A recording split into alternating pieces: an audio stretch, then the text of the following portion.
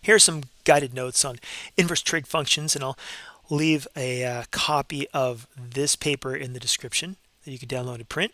So to get started, inverse trig functions. This is pretty easy comparative to other things. So in regular trig, you have your angle and you're asked to find the side ratio, which is sine, cosine, tangent.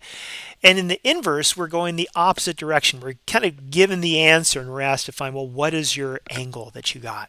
So if sine of theta, if the sine is opposite over hypotenuse, then theta, that angle, this is called the inverse sine of opposite over hypotenuse. I'll show you what that looks like. So we basically use the inverse sine when the variable is the angle, such as number one, we're trying to find that angle. So what we have to see is this is going to be sine. Its sine is opposite over the hypotenuse because the right angle is right there. So what we do is if the sine of x is 5 over 13, oh, my pen just decided to conk out on me right there. I have a pencil though, is 5 over 13, then x is going to be the inverse sine of 5 over 13. And what we do is, well, I like to use Desmos for this, but any calculator will do. So you type in this sine, and the way I did this is I have sin, and then I have that little a to the b button, and then I put in -1 as my exponent, and then I have to, in parentheses, put this 5 over 13. So I would put 5 divided by 13, and there we go, 0.39. Now what we have to make sure of is we have to make sure that we're in degrees mode. So if I hit the wrench on the top right, I have to make sure I'm in degrees. I was in radians, so degrees. So now it should show me 22.6.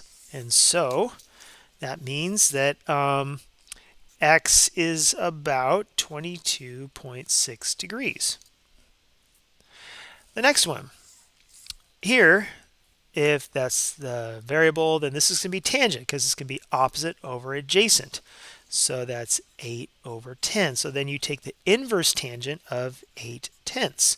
So that means it's going to be, I'm going to type this as tan for tangent, and then I'm going to do to the -1 power.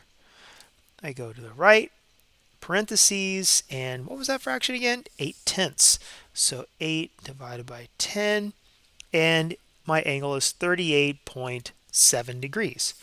So x is about 38.7 degrees. See, it's a pretty quick thing. Cosine is adjacent over hypotenuse, so that's 12 over 15. So I'm going to take the inverse cosine of 12/15. Well, if I do, next line, if I do the cosine, but not the cosine, but the inverse cosine of, what did I say that again? 12/15. So that's 12 over 15. I get 36.8. So, or actually 36.9. So x is about 36.9 degrees. There we go. Now, as a language practice here, to find the angle x, I look at the sides, which we were doing. And if I have, let's say, the opposite and hypotenuse,